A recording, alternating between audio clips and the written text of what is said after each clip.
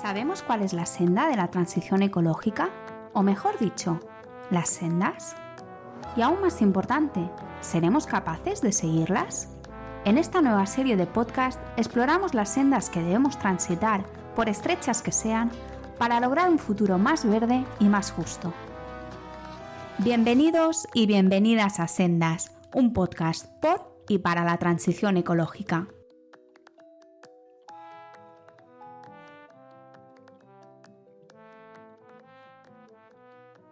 Buenos días, buenas tardes o buenas noches. Soy Pablo Rodríguez Ros y hoy tenemos con nosotros en Sendas por primera vez a dos invitados. Tenemos a Clara Prieto y a Luis Resines. Clara es directora de arte de Science Seed. Trabaja como directora de arte especializada en visualización de datos, infografía e ilustración científica y actualmente dirige el equipo de diseño de Science Seed, que es una agencia de comunicación científica con sede en España que seguramente más de uno de los que estáis escuchando la conocéis. En su tiempo libre crea contenido para eBird España y colabora activamente con organizaciones españolas e internacionales como la Iniciativa de Recerca de la Biodiversidad de Les Illes, SECEMU, que es la Asociación Española para la Conservación y el Estudio de los Murciélagos, y la Bat Conservation Trust. También ha sido voluntaria en Oxon y Berkshire Mammal Groups en Inglaterra y actualmente es la presidenta de la Asociación para el Seguimiento de la Biodiversidad de Getafe. Y luego tenemos a Luis Resines, o Resi para los amigos, que es ilustrador y diseñador gráfico, más conocido como Pelopantón.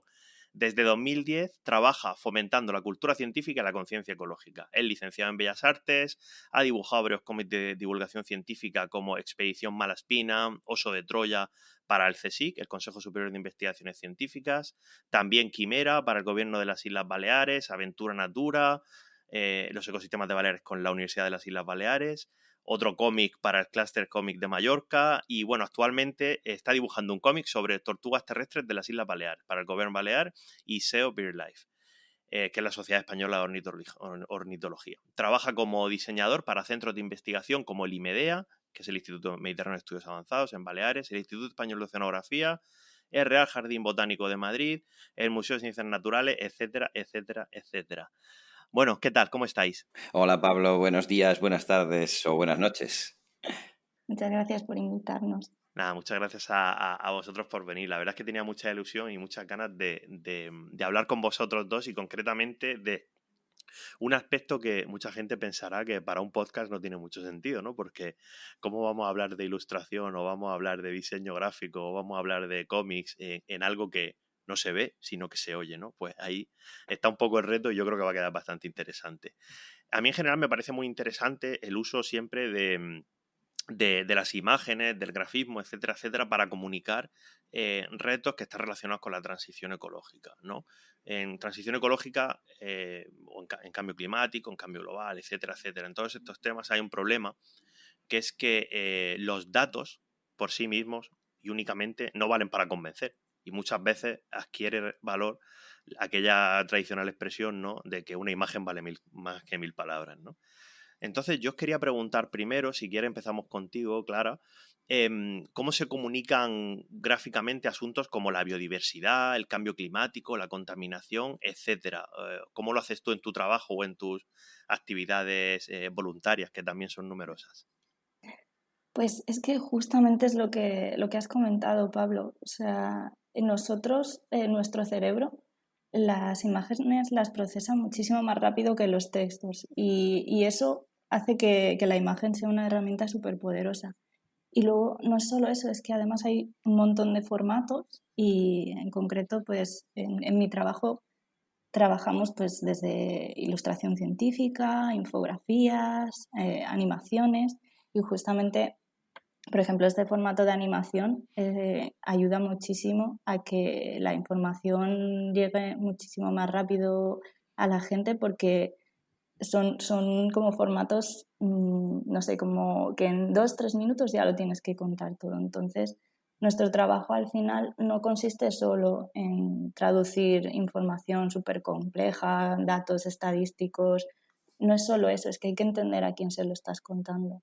Y bueno, ese es básicamente nuestro trabajo y bueno, yo trabajo especialmente en tema de biodiversidad, que es lo que más me interesa a mí. Además, bueno, por mi cuenta me he ido formando y además hago como contabas, mucho trabajo de voluntariado para yo salir al campo, entender a los científicos, ¿no?, su trabajo para luego poder contárselo a la gente.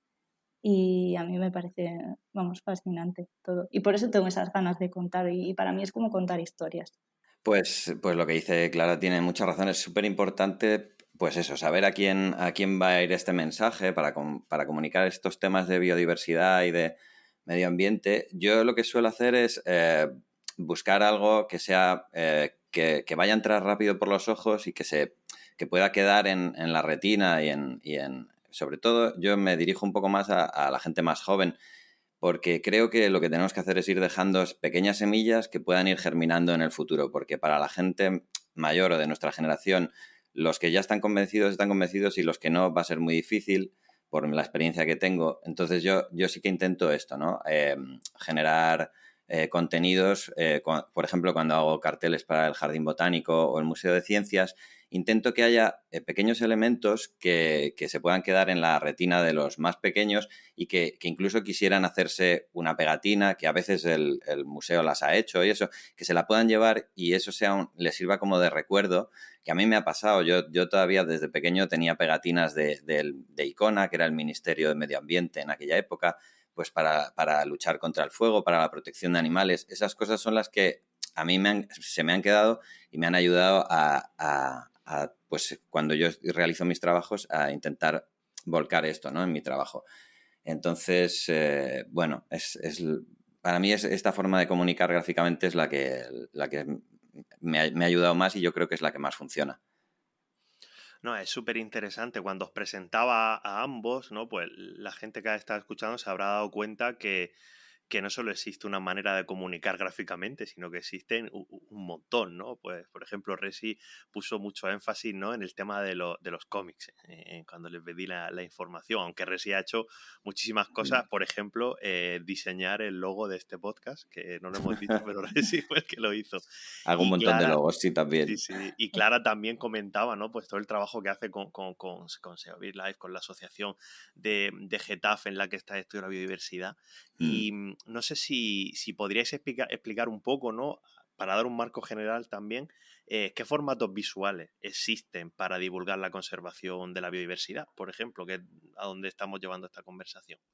Yo empecé trabajando, haciendo las prácticas en el diario público y ahí me empapé, en concreto en el departamento de infografía, y ahí descubrí un mundo espectacular. O sea, es increíble cómo se pueden contar cosas tan complejas con solo imágenes y un poquito de texto. O sea, es fascinante. Y para quien no sepa lo que es una infografía, bueno, es una pieza visual en la que yo siempre lo cuento así, es como contar una historia en la que tú marcas una imagen principal. Por ejemplo, no sé, escojamos hablar de la pardela, ¿no?, por ejemplo, o del Virofetti.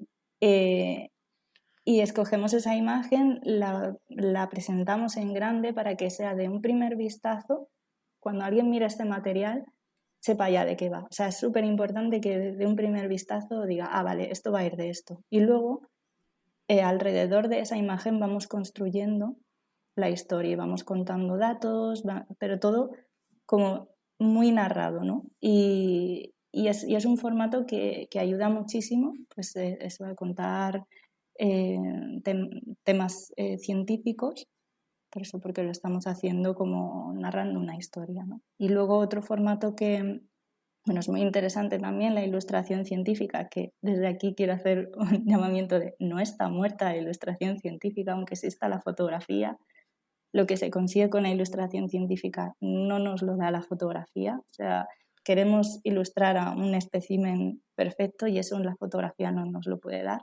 Entonces, es muy importante también la ilustración científica y va a seguir ahí, va a seguir evolucionando, vamos a ir viendo nuevas técnicas con 3D, pero va a seguir estando ahí.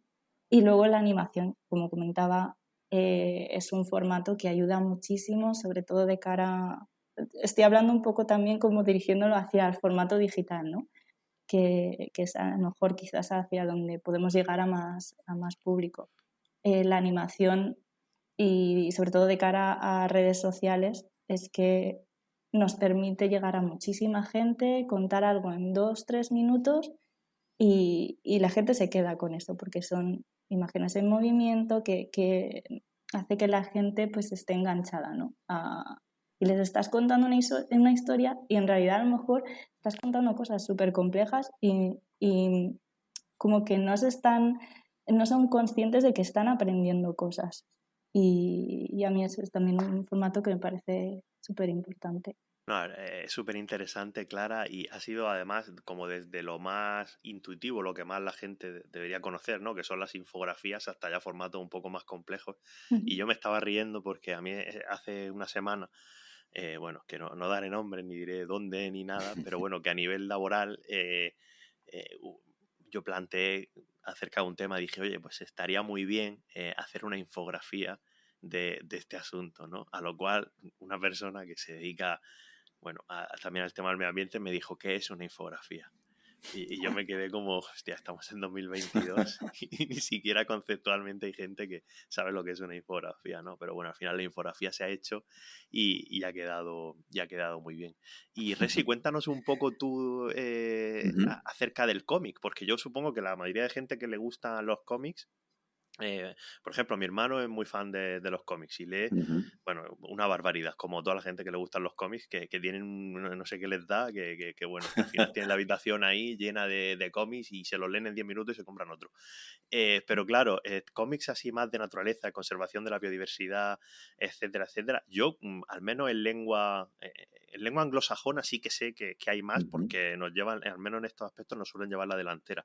Sí. Pero en lengua española, ¿cómo ha sido tu experiencia haciendo cómics? Pues mira, bueno, yo empecé, pues eso, en el 2010 o así.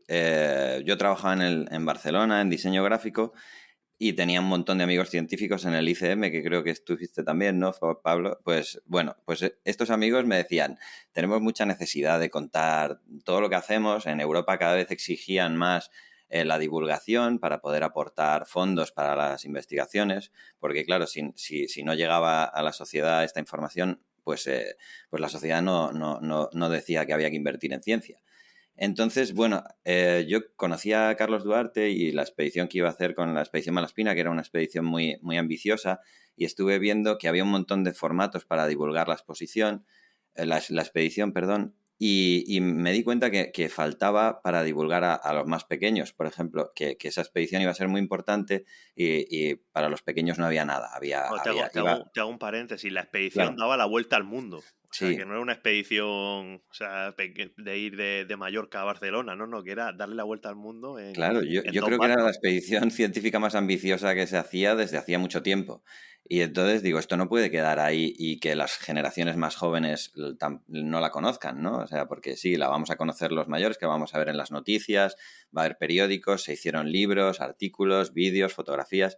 Entonces ahí me surgió la idea de hacer un cómic para que les llegara a los más pequeños y poder llevarlo a las escuelas y a Carlos le pareció fantástico. De hecho, los 2 primeros cómics los hice con él porque él me dijo, mira, pues hay otro tema muy importante que los jóvenes tienen que empezar a interiorizar ahora, los más niños, para que cuando crezcan pues ya vengan concienciados, ¿no? De base. Y entonces era el del cambio climático y por eso hicimos el oso de Troya también.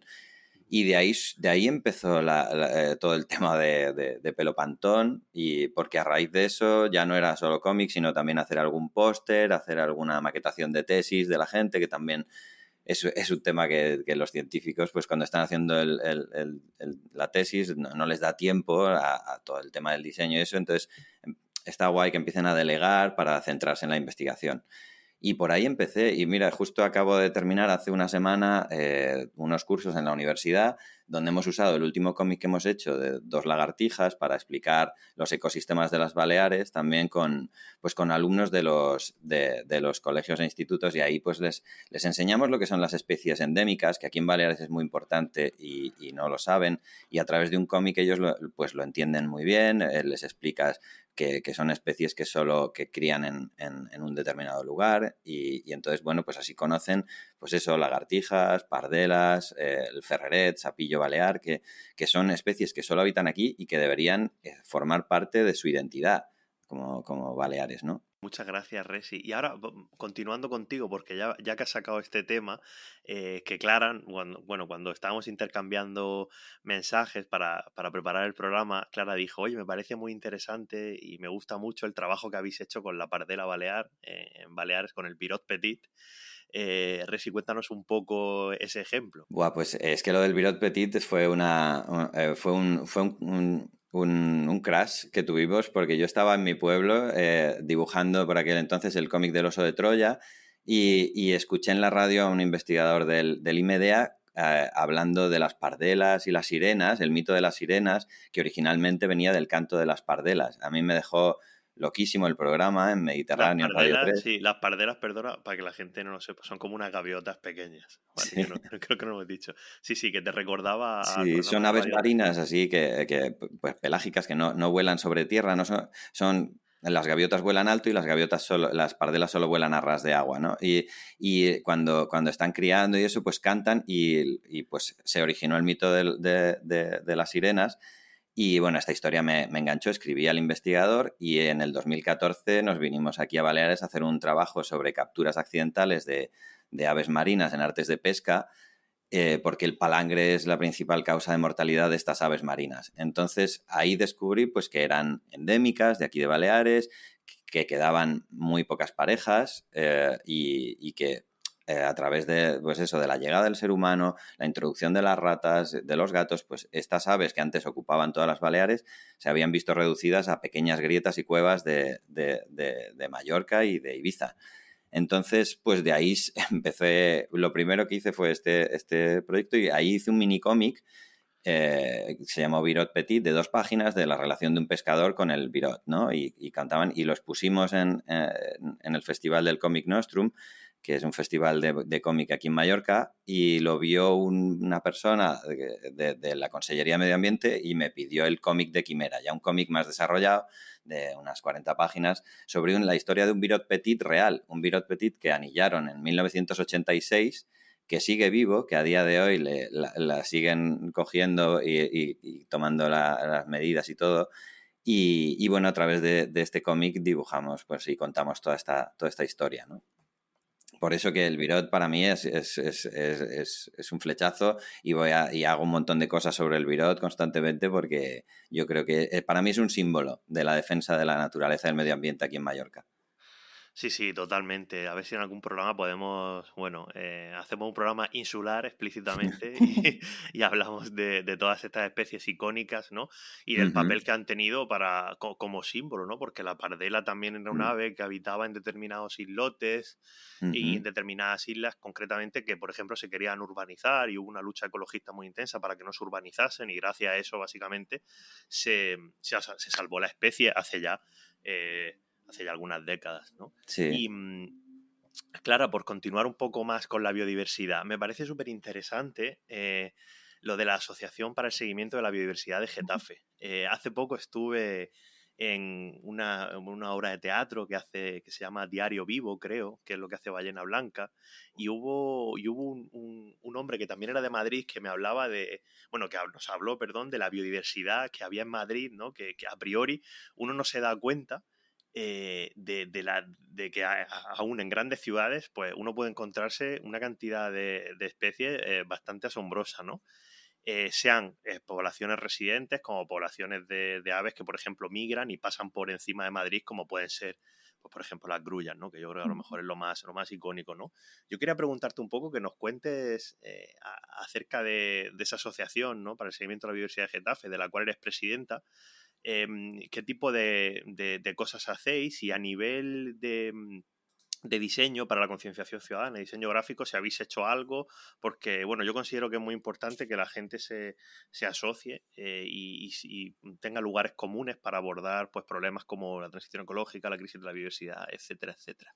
Pues me alegra mucho que me saques este tema, porque es que justamente acabamos de nacer esta asociación, tenemos muy poquito tiempo oficialmente, de hecho meses, o sea, llevamos como más de un año trabajando, nos juntamos varias amigas de Getafe y de pueblos alrededor, de Pinto también, y bueno, todo surgió un poco porque sabíamos que había biodiversidad en Getafe, pero queríamos conocerla mejor y sobre todo contársela a la gente, porque la gente no tiene ni idea de lo que tiene alrededor. O sea, ven a lo mejor alguna paloma, algún gorrión y poco más, pero no son conscientes de que en realidad hay que hacer mucho esfuerzo por protegerla. Se está perdiendo muchísimo porque gracias a la asociación pues estamos empezando a ver, pues todavía no tenemos datos concretos, pero esa es nuestra intención, ir recogiendo datos para ver pues cómo está afectando también a lo mejor pues acciones que se hacen en el municipio, de por ejemplo algo súper básico que es como las siegas o las podas, pues qué efecto tiene eso, ¿no? en nuestra biodiversidad y intentar pues también protegerla de tal manera que identifiquemos qué zonas son más interesantes porque haya más biodiversidad allí o haya especies que tienen, no sé, una etiqueta de que están en peligro, ¿no? Y intentemos hablar con las instituciones para proteger esas zonas. Y luego, además, contarle todo eso a las personas. Nosotros utilizamos mucho las redes sociales y justamente el tema de las imágenes. Siempre intentamos pues hacerlo todo súper visual, mezclando un poco infografías con mapas, con pues mira, en estas zonas tenemos estas especies y luego también intentamos hacer actividades pues estilo como gincanas de la biodiversidad.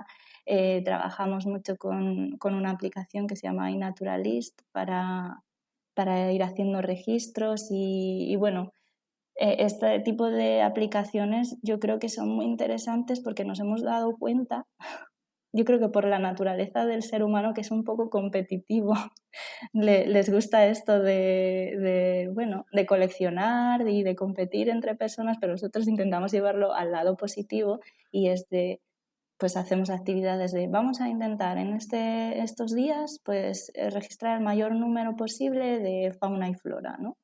Y bueno, Lo que pues la son, gente perdona, con... lo que son los BioBlitz, ¿no? Sí, eso es. Ah, vale, Sí. vale. Es que se conoce, ¿no? ¿En castellano tiene nombre? Biomaratón, Biomaratón, vale, vale. así Sí, como sí. lo llamamos, sí.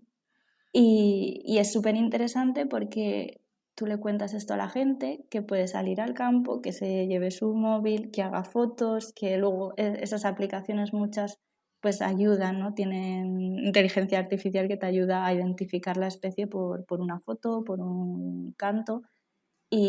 O si no, nosotros desde la asociación ayudamos a revisar esos datos y verificarlos. Y es súper interesante porque es como si fuera un juego y al final estás enseñando a la gente a través de un juego que es muy parecido a Pokémon, pero en vez de ver Pokémon lo que están haciendo es ver especies reales, ¿no? Y están aprendiendo y se están dando cuenta de que esto existe, que eso está al lado de su casa. Y todo eso es súper interesante y con esos datos luego nosotros trabajamos también. O sea, que hay diferentes maneras o sea, la relación es muy de... Le contamos a la gente cosas, la gente a su vez como es, nos da datos a través de actividades, o sea, es como crear eso, todo, al final todo el mundo está formando parte de eso y por supuesto, como tú decías, a través de estas actividades pues también conseguimos que más gente se una a la causa, ¿no? Claro, yo siempre he detectado, ¿no? Sobre todo los últimos años, que seguramente donde la ilustración científica sí que juega un papel súper importante, aparte de la divulgación per se, también es en la ciencia ciudadana. La ciencia ciudadana yo creo que es donde, esta es mi opinión totalmente personal, no basada en la evidencia científica de ningún tipo, en mi opinión puramente personal, pero yo creo que las mejores ilustraciones científicas o los mejores trabajos de ilustración científica, comunicación visual, como se le quiera llamar, yo los estoy viendo en actividades de ciencia ciudadana. Y os quería preguntar, porque claro, por ejemplo, Resi cuando comentaba el tema de la pardela, él al final Claro, es una persona que de formación, Resi estudió Bellas Artes, no es de formación científica, pero le inspira el tema de la pardela y él se interesa por la pardela y ahora es capaz de explicarte pues que la pardela vuela abajo y no sé qué, que yo la verdad es que ni lo sabía. Quiero decir, al final, pues estas ganas de interesarte por un tema, ¿no? Que a priori, pues te es ajeno. Y yo creo que ahí la ciencia ciudadana tiene un papel súper importante, como también los biomaratones que comentaba Clara, no deja de ser una iniciativa de ciencia ciudadana. Sí que es verdad que es una iniciativa concreta en el tiempo, porque se suele hacer en un día o dos, pero no deja de ser una iniciativa de ciencia ciudadana cuyos datos luego son valiosos para la comunidad científica. Y un paréntesis aquí es que hay estudios científicos que han demostrado que, por ejemplo, en cuanto a identificación de especies, la gente la gente en sentido general, ¿no? La gente que participa en estas actividades, sin ser necesariamente expertos o expertas, son capaces de identificar las especies casi de la misma manera que los expertos. O sea, que nadie piense que la gente, entre comillas, es tonta y no saben identificar las especies. No, la gente sabe identificarlas. Y yo os quería preguntar, ¿qué pensáis vosotros concretamente de la ciencia ciudadana? Pues yo la verdad es que tengo como... Mi opinión viene tanto de mi experiencia voluntaria con la asociación, que para mí la ciencia ciudadana es una herramienta súper positiva, creo que va a ayudar muchísimo a la ciencia. Y luego además también desde mi trabajo, que también hemos trabajado en proyectos de ciencia ciudadana y es que lo primero es que la ciencia hay que contarla. Era una de las cosas que comentaba Resi. Si no contamos la ciencia, si la ciencia solo se queda en la burbuja de ciencia, no vale para nada. Pero es que además hacer partícipe a la gente de eso es que es súper positivo. O sea, por supuesto, esos datos luego hay que validarlos científicamente, pero el que esté ahí, la gente que forme parte de ello, es que al final es como, yo creo que esto ya es mi opinión personal, pero como que le das más valor, ¿no? Porque descubres tú mismo lo que te rodea y al conocerlo pues lo aprecias y lo valoras y lo quieres proteger, ¿no? Yo totalmente de acuerdo con Clara. Yo colaboro con observadores del mar aquí en Baleares y con la asociación Noctiluca, que hace muestreos en las playas y eso. Y bueno, yo no soy científico, o sea, sí, estudié ciencias en el instituto, pero luego me derivé en las artes, pero como naturalista y aficionado me encanta pues que me expliquen cómo diferenciar pues eso, un alga de una alga invasora y poder estar atento y poder cuando voy a la playa no solo darme un baño, sino si consigo ver que estas algas invasoras se están extendiendo en esta playa que hace un año no había, pues poder contarlo, hacer una foto y que la científica, que además está guay porque la acabas conociendo y personalmente es bonito, ¿no? Como te valida tu fotografía o no, o te explica, pues mira, se parece mucho, pero no es por estos detalles. Y tú así vas aprendiendo y vas teniendo un conocimiento que es fundamental para proteger el medio ambiente hoy en día. A mí, vamos, totalmente de acuerdo y a favor. No, y además a ti, Resi, sí que concretamente se te nota esas ganas de aprender y aparte de que yo al menos la experiencia que he tenido profesional contigo es que cuando se te piden cosas ya entiendes muy bien qué es lo que se quiere y con Clara no tiene oportunidad de trabajar profesionalmente, pero supongo que también que al final los que trabajáis en esta interfaz, ¿no? entre lo que es la ciencia y cómo transmitirla a la sociedad o cómo transmitirla al target que se quiera, pues al final acabé adquiriendo una capacidad de entender muy rápido qué es lo que piensa el científico, la científica, cómo es su trabajo, cómo no es, etcétera. Y Mm. otra conexión que hay, Resi, que acabo de caer Uh-huh. contigo en este podcast, es que el primer episodio del podcast vino Félix Picazo. Y a Félix Picazo tú le hiciste la maquetación y la portada de la tesis.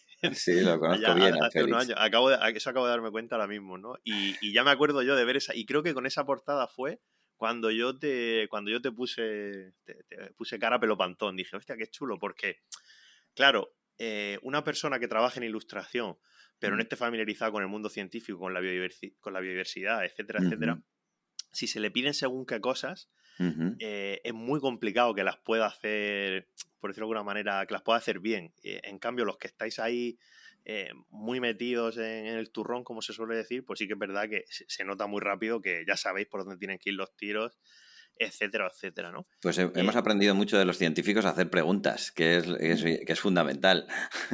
Sí, sí, sí. Y yo quería preguntar ahora otra cosa. Clara decía antes, la ilustración científica no está muerta, la ilustración científica vive, ¿no? Y a mí hay una cosa que ahora me está generando un poco así en este tema ¿no? de curiosidad, que es el tema de la inteligencia artificial, ¿no? Porque están saliendo, por ejemplo, la más famosa es la herramienta esta, la DALL-E, ¿no? Que ha salido ahora, que es capaz de generar imágenes o sea, como cuando, para que la gente lo entienda, es como cuando tú pones en Google lo que sea y te lo busca, pues tú puedes poner en una barra, escribes ahí también, pues quiero una pardela volando sobre no sé qué, y te lo genera a una calidad que ciertamente es preocupante. Entonces, ¿cómo veis, esto es un poco curiosidad personal, pero ¿cómo veis los que os dedicáis a la ilustración científica esta suerte de nuevas herramientas basadas en la inteligencia artificial?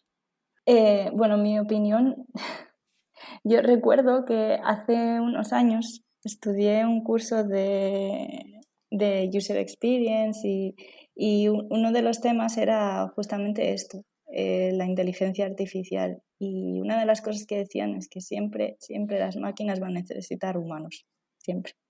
O por lo menos por ahora. Entonces, bueno, sabemos que, no sé, hemos ido avanzando gracias a las máquinas, ¿no? Y hemos conseguido muchas cosas gracias a las máquinas, pero el ojo humano que pueda detectar si le falta una pluma a esa parcela porque la máquina no la ha detectado, eso va a ser necesario siempre. Y bueno, yo creo que pueden estar bien para ciertas cosas, pero no se puede perder.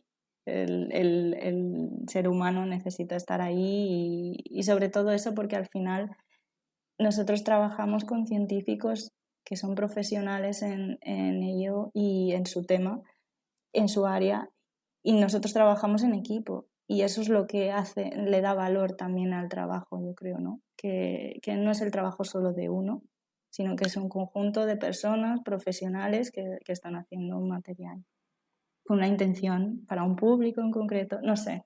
Son muchos detalles que a una máquina yo creo que se le escapan. Yo conocí esta inteligencia artificial en el Comic Nostrum de este año, el Festival de Cómic de Mallorca, porque vino un investigador del Instituto Tecnológico de Massachusetts a explicarnos cómo lo desarrollaban y cómo lo hacían, y de hecho intentamos hacer una que hiciese.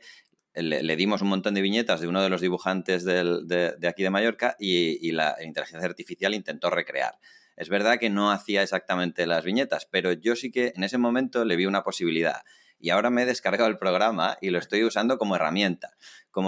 Obvio, no para coger y sustituir una ilustración científica por lo que hace Dalí. Pero, por ejemplo, yo ahora que estoy dibujando el cómic de tortugas, pues si necesitaba pues poner 6 tortugas reunidas hablando en el campo, ¿no? Y pues yo le doy estas instrucciones para ver qué situaciones me presentas y me valen como posibilidad para esbozar una viñeta. Obvio que yo luego las tortugas, para fijarme cómo son y dibujarlas anatómicamente, no voy a ver lo que ha hecho este programa artificial, pero sí como una herramienta de encaje y de boceto. Y es un poco lo que vimos así casi todos los dibujantes, que era como, oye, mira, pues a veces tienes que andar diciéndole a tu pareja o tú haciéndote una foto de una perspectiva para poder dibujar. Y si tienes una herramienta que te lo genera automáticamente, yo lo veo como una herramienta más. A mí me parece útil y pero nunca lo sustituiría por la mano o por la fotografía o por los medios tradicionales.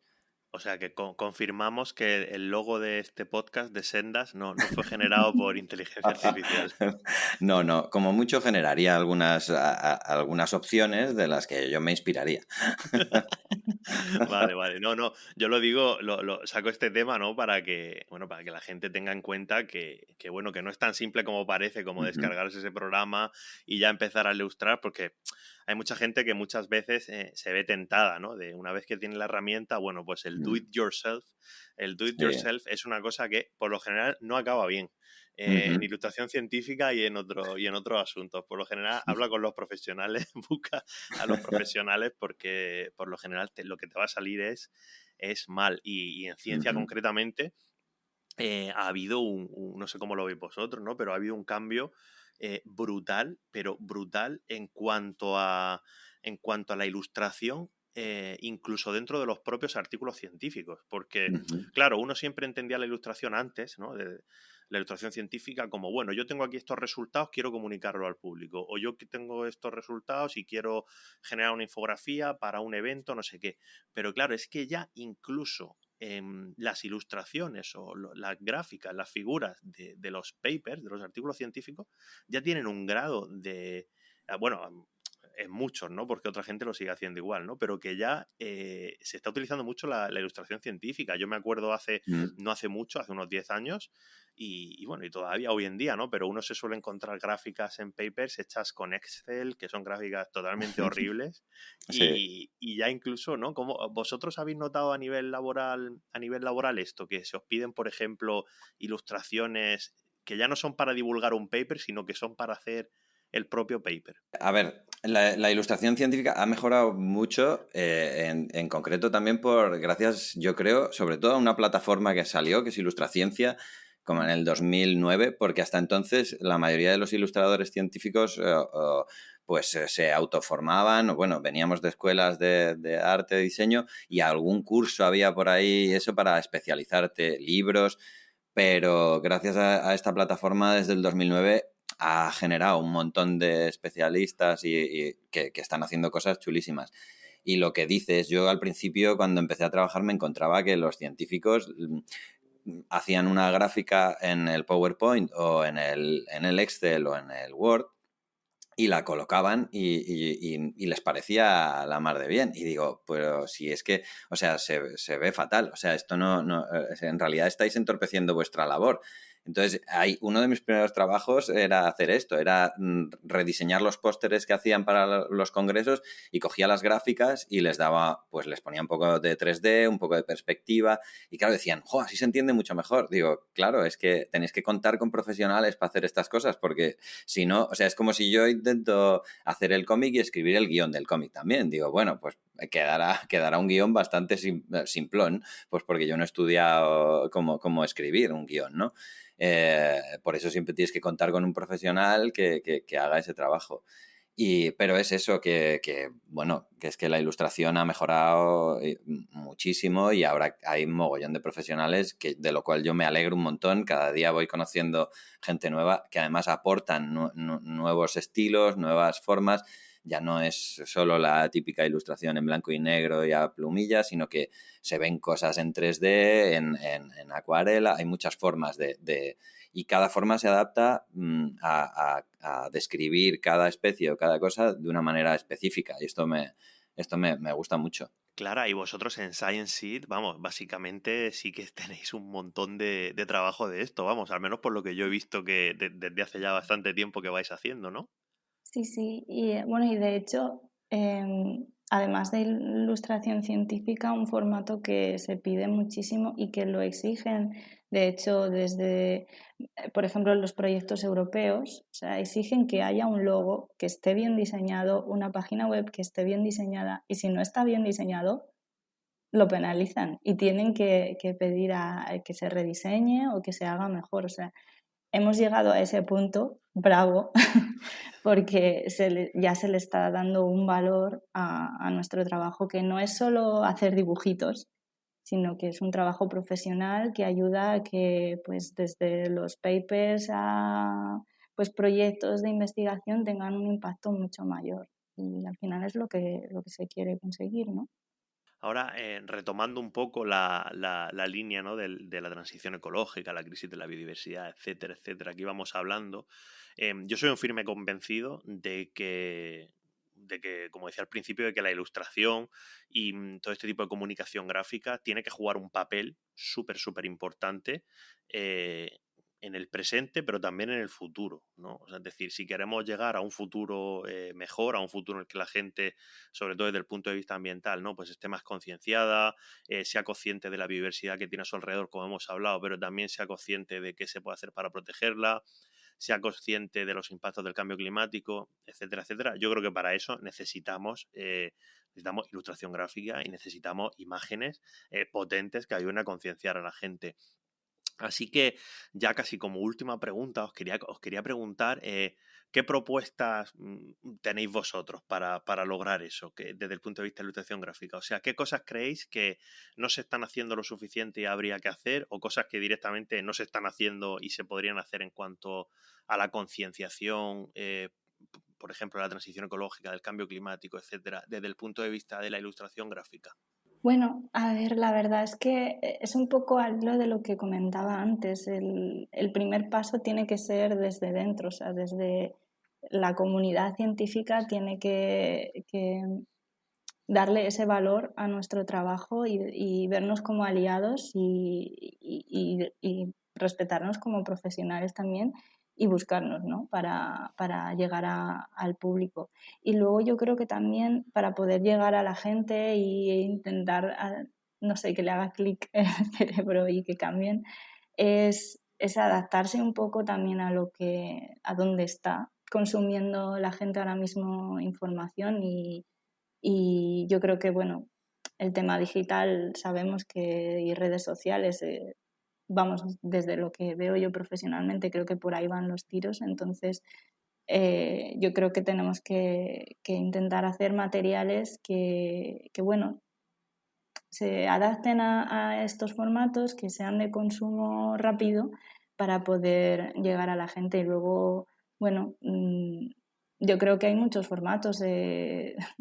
Ahora, divagando un poco, pues yo que sé, a lo mejor desde TikTok se podrían hacer vídeos cortos en los que se podría concienciar a la gente. O sea, todo adaptándonos y también haciendo hincapié, yo creo que en las nuevas generaciones, que a mi entender y por lo que estoy viendo desde personalmente en la asociación en la que estoy, pues cada vez hay más conciencia y es donde yo creo que hay que apostar.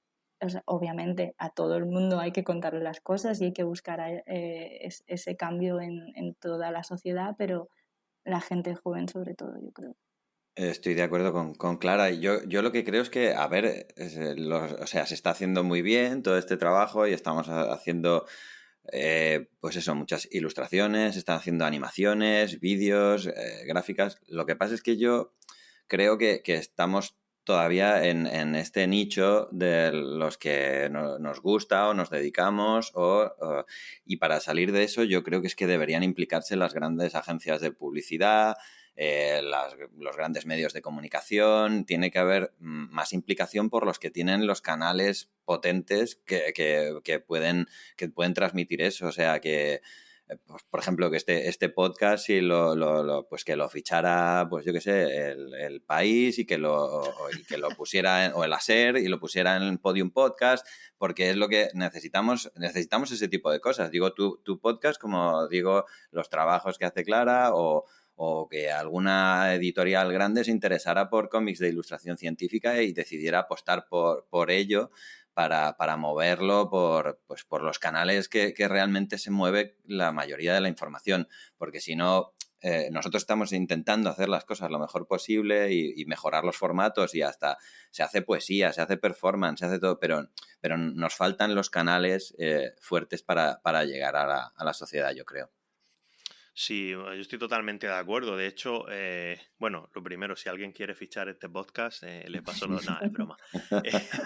Si hiciera yo esto por dinero, estaría ya en bancarrota. Pero sí que hay un aspecto que han mencionado, bueno, que han mencionado ahora, Resi, que me parece muy interesante, y todo lo que comentaba Clara también, pero es el aspecto de los grandes canales, ¿no? Los grandes medios. Cuando uno se aproxima a la pregunta de cómo se informa la gente acerca de la ciencia, cómo se informa la gente acerca del cambio climático, pues hay una respuesta a eso, porque la Fundación Española para la Ciencia y la Tecnología hace un informe cada 3 años que evalúa, ¿no?, de dónde se informa, cuáles son las fuentes de la información científica y concretamente de cuestiones tan específicas como la del cambio climático, por ejemplo.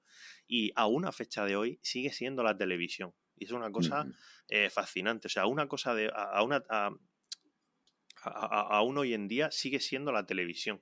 Y es ciertamente sorprendente porque muchos, bueno, nos creemos que somos muy jóvenes o usamos mucho las redes, etcétera, etcétera, pero esto lo comentaba con Isabel Moreno de Televisión Española, que vino en el episodio 4, y es que yo se lo decía a ella, digo, tú eres consciente de que posiblemente eres la persona que comunica cambio climático a la que más gente ve en España, porque no se me ocurre otra persona. Bueno, a no ser que algún día, yo que sé, algún influencer, alguna celebrity, no sé, o en yo que sé, o en algún otro programa les dé por hablar de este tema, que entonces pasan a ser ellos. Pero es verdad que yo coincido en ese aspecto, ¿no? Que en los grandes canales, en los grandes medios y en las grandes editoriales no se fomentan este tipo de proyectos. E incluso yo, por ejemplo, que sí que tengo experiencia a nivel escrito, que escribí mi libro, ¿no?, Argonauta, yo lo escribí con una editorial pequeña de Murcia, aunque tenía ofertas de editoriales más grandes, pero cuando te aproximas a editoriales más grandes te das cuenta de que, por ejemplo, lo que se llama el nature writing, ¿no?, los libros de escritura de naturaleza, que en lengua anglosajona hay para enterrarte en ellos, pero es que siguen saliendo nuevos cada año. Hay muy pocos autores y autoras españoles que, no que porque escribirlo seguro que lo están escribiendo, pero las editoriales grandes todavía tampoco apuestan por ello, ¿no? Cuando es un tipo de narración que yo creo que sí que tendría cierto mercado, ¿no? Pero bueno, pues aquí quedan vuestras reflexiones, yo estoy totalmente de acuerdo con ellas, y ya para acabar, os quería preguntar, bueno, o más bien pedir que hagáis alguna recomendación a la gente que escuche este podcast en cuanto a libros o en cuanto a actividades o en cuanto a lo que os dé la gana. Siempre se lo pregunto a la gente que viene y vosotros, siendo diseñadores gráficos, pues yo creo que seguro que tenéis un montón de cosas. Yo voy a recomendar un libro que me regalaron a mí, que es del Museo de Historia Natural de América, que está en Nueva York, que se llama Opulent Oceans, que es este libro que tengo aquí. Y es un libro que básicamente lo que tiene son ilustraciones científicas antiguas, pues según muchas de ellas de la primera vez que, por ejemplo, pues una especie se descubrió, ¿no? Entonces es bastante chulo porque va en línea con aquello que decía ahora y antes Clara, de que la ilustración científica no está muerta, ¿no? Pues tiene ilustraciones de este tipo, ¿no? Como esta que estoy enseñando a cámara, ilustraciones que se hacían, pues ya ves, en el siglo XVIII sobre todo. Y es súper chulo. Así que nada, ¿qué recomendáis vosotros? Pues a ver, a mí me gustaría recomendar dos cosas. Una en línea con lo que dijo Resi del tema de estudiar ilustración científica. Nosotros tenemos un convenio con la Universidad del País Vasco porque tienen un máster, por fin, oficial de comunicación científica que lo lleva Vega, que es estupendo, que hay unos pedazos de profesionales, de profesores, y lo recomiendo muchísimo. Nosotros trabajamos vienen becarios en verano y bueno, la formación que traen es buenísima y lo recomiendo mucho. Y luego también me gustaría recomendar a una ilustradora, María León, que bueno, yo estoy enamorada de su trabajo. Es una crack, porque es tan especial lo que hace y tan poético que, o sea, va más allá. O sea, ella habla de biodiversidad, pero a otro nivel. O sea, y la recomiendo muchísimo. Me encantan los que has recomendado, María, la sigo un montón, me parece fascinante. Yo me saldría un poco de tanto de la ilustración y eso. A mí me gustaría recomendar por nostalgia y por el amor que le tengo, Confines, de Javier Reverte, el libro que escribió cuando fuimos a una parte, la del Ártico, la escribió cuando estábamos allí juntos. Él murió hace un par de años y bueno, habla de todas estas expediciones que se hacían para buscar el paso del noroeste pero habla mucho también de calentamiento global, de las amenazas para la vida, por el derretimiento de los polos, ¿no? y Javier sabía transmitir como muy bien ese amor por la naturaleza y por el viaje respetuoso. Entonces, yo creo que para este podcast, para Sendas, Javier Reverte es un escritor que le pega. Y luego me gustaría también recomendar un cómic de Joe Sacco, que es un periodista gráfico que había hecho ya algunos cómics sobre la guerra de Yugoslavia, Gorazde, y también sobre el conflicto en Palestina, pero el último que hizo se llama Un tributo a la tierra, y es un cómic sobre los pueblos indígenas de Norteamérica, de Canadá, sobre todo el pueblo Dene y el genocidio cultural que se hizo, y el drama ecológico que hay allí, porque todo este genocidio y todo este movimiento era para sacar los recursos petroleros y de carbón que tiene la zona, ¿no? Y entonces este pueblo Dene tenía una relación muy, muy, muy fuerte con la naturaleza y bueno, yo creo que es un cómic muy, muy bonito duro, pero muy interesante para que veamos esta relación, ¿no? Cómo hemos ido perdiendo esta conexión con la naturaleza y al punto de no respetar ni la naturaleza ni la vida humana, ¿no? Bueno, pues muchísimas gracias a ambos por vuestras recomendaciones. Respecto al libro de Javier Reverte, me lo he leído. Me ha hecho gracia cuando lo ibas comentando porque es un libro que yo me he leído. Bueno. y fue, de hecho, la primera... Claro, cuando vosotros estabais ahí en esas expediciones, yo estaba empezando la carrera universitaria. Uh-huh.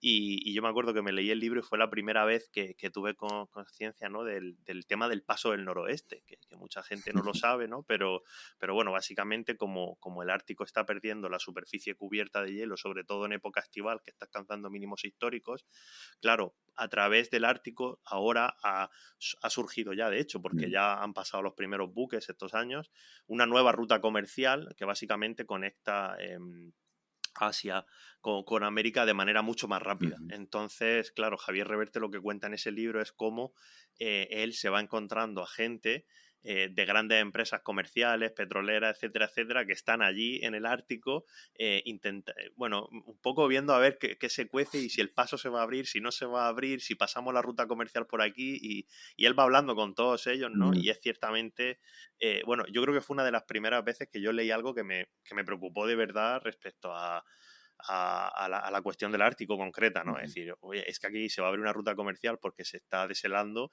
y es que hay un montón de gente que lo está viendo como una oportunidad en vez de panicar, que es lo que hacemos mucho, ¿no? Sí. Y sí. Y ya lo último que ya acabamos, me gustaría preguntaros, bueno, que digáis a la gente dónde os pueden encontrar. Si tenéis redes sociales o alguna página web o algún proyecto que tengáis en marcha, lo que sea. Así que, Clara, si quieres empezar tú. Vale, pues yo estoy en Twitter e Instagram como Clara Undata, todo junto. Y bueno, si quieren ver también mis trabajos, en claraprieto.com. Bueno, yo, si buscan Pelopantón, ahí ya no hay, es un nombre bastante raro y pelopantón.com es la web que tengo, ahí voy intentando actualizar los trabajos que voy haciendo y lo bueno es que tengo una pestaña que es de materiales, es todo Creative Commons, son materiales de los cómics, la mayoría de los cómics que he hecho y algunas guías y todo lo que me dejan poner son de descarga gratuita, hay una pestaña de descargas Creative Commons. Y luego, pues en Twitter, Instagram y Facebook estoy como Pelopantón, que es fácil localizarme. Vale, bueno, pues es fácil localizaros a ambos. Así que nada, por mi parte, a daros las gracias una vez más por haber estado aquí. La verdad es que yo creo que ha quedado bastante curioso todo. Y nada, espero que no sea la última vez. No, espero que no. Muchas gracias por invitarnos, Pablo. Muchas gracias. Un abrazo a los dos. Un abrazo, Clara. Un abrazo a ambos. Hasta luego. Ya puedes escuchar Sendas en las principales plataformas de podcast y no olvides seguirnos en @sendaspodcast en Twitter e Instagram.